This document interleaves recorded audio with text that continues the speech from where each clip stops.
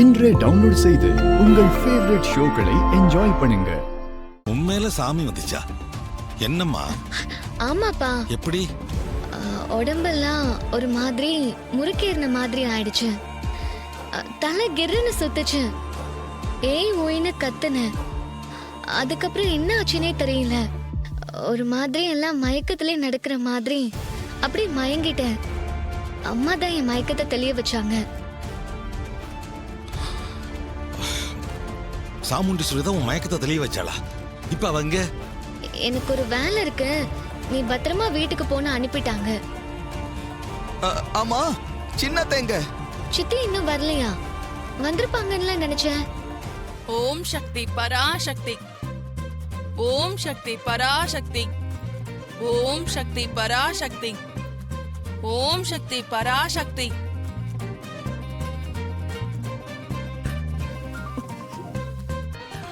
சந்திரா, என்ன இதெல்லாம்? என் தலை எழுத்து மாமா, வேற என்ன சொல்ல? என்ன சித்தி, ஏன் இப்படி பரிதாபமா வரீங்க? இது என்ன கொடும்? என்ன பாக்குறீங்க? உனக்கு நிஜமாவே ஒண்ணும் தெரியலையா? நானே தெரியாம தானே சித்தி கேக்குறேன். நீ தானடி அம்மா உன் மேல சாமி வந்துருச்சுன்னு ஆடின. நீ ஆடின ஆட்டத்துல அங்க நின்ன எல்லாருக்கும் அருள் வந்து கடைசியில எங்கே போன மாரியாத்தா என் மேல வந்து ஏறாத்தான்னு ஏன் தலையில பால் குடத்தை கொடுத்து திரும்பி பார்க்காம வீட்டுக்கு போன்னு சொல்லி அனுப்புனியே, மறந்துட்டியா?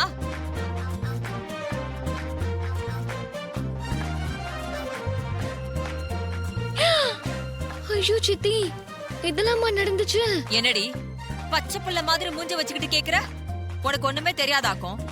ஆமா சித்தி, எனக்கு சுத்தமா எதுவுமே ஞாபகம் இல்ல. பாவம் நீங்க. இந்த குடத்தை தூக்கிட்டு இவ்வளவு தூரம் நடந்து வந்தீங்களா? பாவம் சித்தி நீங்க. அம்மாடி ரேவதி, போதும். உன் பரிதாபத்தை என்னால தாங்கிக்கவே முடியல. ரேவதிக்கு சாமி வந்ததுனால அவங்க டைவர்ட் ஆகி நம்மளை பார்க்காம போயிட்டாங்க. கடவுள் தான் நம்மளை காப்பாத்திருக்காரு. ஆமா மாமா, ரேவதிக்கு சாமி வந்ததும் அவங்க 2 பேரும் ரேவதி கிட்ட லாக் ஆகி நின்றுட்டாங்க போல. இல்லைன்னா நம்ம கதை கந்தலாயிருக்கும். மாமா, எது எப்படியோ நமக்கு நல்லதுதான் நடந்திருக்கு. 10 கிட்ட மாட்டிக்காம தப்பிச்சிட்டோம். அது போதும் மாமா. சரி, அக்கா எங்க?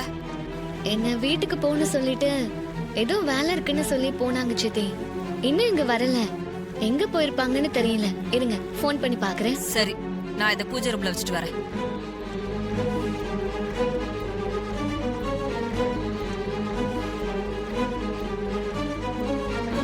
ஹலோ அம்மா. சொல்லு ரேவதி.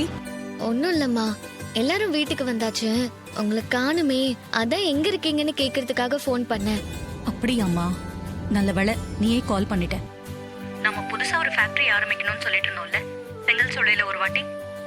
ஆமா, பேசணும். ஆமா, அதுக்கு லைசென்ஸ் வாங்கணும்னு சொன்னீங்க. கரெக்ட். அது விஷயமா நான் மினிஸ்டர் பார்க்க போயிருந்தேன். அவர் அவசரமா டெல்லிக்கு கிளம்பிட்டு இருந்தாரு. அவர் என்ன சொன்னாருன்னா, நீங்களும் என் கூட டெல்லிக்கு வந்துருங்க, அங்க வச்சே நம்ம லைசென்ஸ்க்கு அப்ளை பண்ணிடலாம், எல்லாத்தோட கிளியரன்ஸையும் முடிச்சிட்டு மொத்தமா எல்லா வேலையும் முடிச்சிட்டு வந்துடலாம்னு சொன்னாரு. அதான் போயிட்டு இருக்கேன். அப்படியாமா? வெரி குட்மா. எனக்கும் அது நல்ல யோசனையா தெரிஞ்சது. அதான் டெல்லிக்கு ஃப்ளைட் பிடிக்கிறதுக்காக போயிட்டு இருக்கேன். ரொம்ப நாளா அலைஞ்சுக்கிட்டு இருந்தோம்ல, அவர் முடிச்சு தரேன்னு சொல்லும் போது இந்த ஆப்பர்ச்சுனிட்டியை யூஸ் பண்ணிக்கணும்ல. ஒரு பிரச்சனையும் இல்லம்மா. நீங்க டெல்லியில தங்கி வேலையை முடிச்சிட்டு கிளம்பி வாங்க. சரி ரேவதி, வீட்ல எல்லார்கிட்டயும் சொல்லிடு. சரிம்மா, நான் சொல்லிடுறேன். என்னம்மா, உங்க அம்மா எங்க இருக்காளா? அப்பா, அம்மா புது ஃபேக்டரி லைசென்ஸ்க்கு கிளியரன்ஸ்க்கு சர்டிபிகேட் வாங்குறதுக்கு டெல்லி போயிட்டு இருக்காங்களா? ஹலோ கார்த்தி. சொல்லு. எப்படா இருக்க? இருக்கேன். நீ ஓகேவா? ஓகே தானா? டேய், நீ ஓகேவா இருக்கேன்னு சொன்னாலும் என்னால புரிஞ்சுக்க முடியுதுடா. You are not okay. அம்மாவை இழந்த துக்கத்துல இருந்து நீ முழுசா வெளியே வரலன்னு எனக்கு தெரியும். கார்த்தி, எனக்கு நல்லா தெரியும்டா. நம்ம 3 பேரும் அம்மாவுக்கு பசங்க தான். ஆனா அம்மாவுக்கு உன் மேலதான் பாசம் ரொம்ப அதிகம்.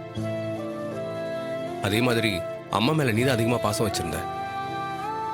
அதனால உன்னோட ஃபீலிங்ஸ் எப்படி இருக்குன்னு எனக்கு புரியும்டா. அதனால நான் மேற்கொண்டதை பத்தி பேசி உன்னை கஷ்டப்படுத்த விரும்பல. வேற ஒரு முக்கியமான விஷயம் உங்ககிட்ட சொல்லணும்டா. என்ன விஷயம்? சொல்லு. அம்மா திடீர்னு இறந்துட்டாங்க இல்லையா, அவங்க பேரில் ப்ராப்பர்ட்டிஸ் ஷேர்ஸ்லாம் நிறையா இருக்கு. அது எல்லாத்தையும் நம்ம 3 பேர் பேர்லேயும் ட்ரான்ஸ்ஃபர் பண்ணணும்டா. இல்லை, இப்போ அதுக்கெல்லாம் என்ன அவசரம்? இல்லை கார்த்தி, நம்ம ஆடிட்டரும் லாயரும் அதுக்கான வேலையெல்லாம் பார்த்துட்டு இருக்காங்க. அதுக்கெல்லாம் நம்ம 3 பேரோட சைன் அவசியம் தேவைப்படுதுன்னு சொன்னாங்க. ஸோ அதுக்கு இப்போ நீ சென்னை வந்தே ஆகணும். சரிங்கண்ணா. எப்போ வரணும்? நாளை மறுநாள் நீ வந்தே ஆகணும்டா. எங்கே வரணும்? ரெஜிஸ்டர் ஆஃபீஸ்க்கு வர வேண்டியது இருக்கும் கார்த்தி. சென்னையில் எங்கே? Virugambakkam register office. Virugambakkam register office. ஓகேண்ணா, நான் வந்துடுறேன். ம், சரி. கார்த்தி, அங்கே பிரச்சனை ஒன்றும் இல்லைல்ல? இல்லைண்ணா, அதெல்லாம் ஒன்றும் பிரச்சனை இல்லை. கார்த்தி, நாங்கள் எல்லாத்தையும் பக்காவாக ரெடி பண்ணி வச்சிடுறோம். நீ வந்து சைன் பண்ண மட்டும் போதுண்டா. சரிண்ணா.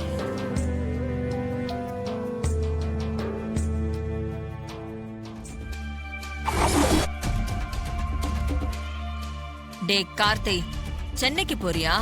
நல்லதா போச்சு. எனக்கு இன்னொரு சான்ஸ் கிடைச்சிருக்கு. நான் எப்படி காய் நகர்த்தி உன் அக்கா கிட்ட மாட்டி வரேன்னு மட்டும் பாரு. இனி நீ தப்பிக்கவே முடியாதுடா. நான் இவ்வளவு சந்தோஷமா இருக்கேன்னா அதுக்கு காரணம் கார்த்தி தான்.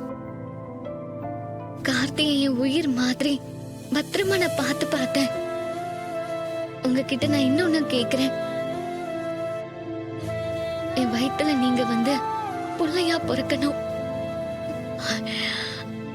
அதுதான் உங்ககிட்ட என்னோட பிரார்த்தனை அத்தை.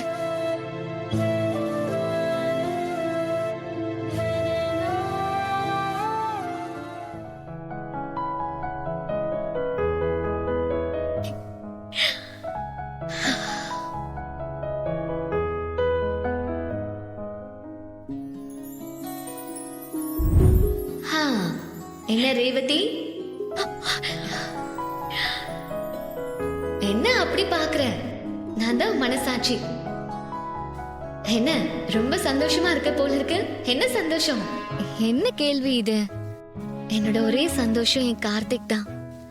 அவர் தான் என் சந்தோஷம் எல்லாமே. ஏண்டி, நீ தான் முழுசா கார்த்திகை லவ் பண்ண ஆரம்பிச்சிட்டல்ல, அப்புறம் என் வாயை திறந்து அதை சொல்லாம இருக்க. நீயா கார்த்திக் கிட்ட போய் நான் உங்களை லவ் பண்றேன், இனிமே நீங்க தான் என்னோட வாழ்க்கை, உங்களோட தான் நான் வாழ போறேன் அப்படின்னு சொல்ல வேண்டியது தானே? அது சொல்லலாம். ஆனா அவரே அம்மாவை இழந்த துக்கத்துல இருக்காரு. இப்ப போய் இதை எப்படி அவர்கிட்ட சொல்ல முடியும்? ஹே, அவருக்கு இது சந்தோஷத்தை கொடுக்கும் இல்லையா? துக்கத்துல இருக்கிற மனுஷனுக்கு உன்னை நான் காதலிக்கிறேன், உனக்காக நான் இருக்கேன்னு நீ சொன்னா அது அவருக்கு பெரிய ஆறுதல் கொடுக்கும்ல. போய் சொல்லு. சரி, உன்னை நான் காதலிக்கிறேன், உனக்கு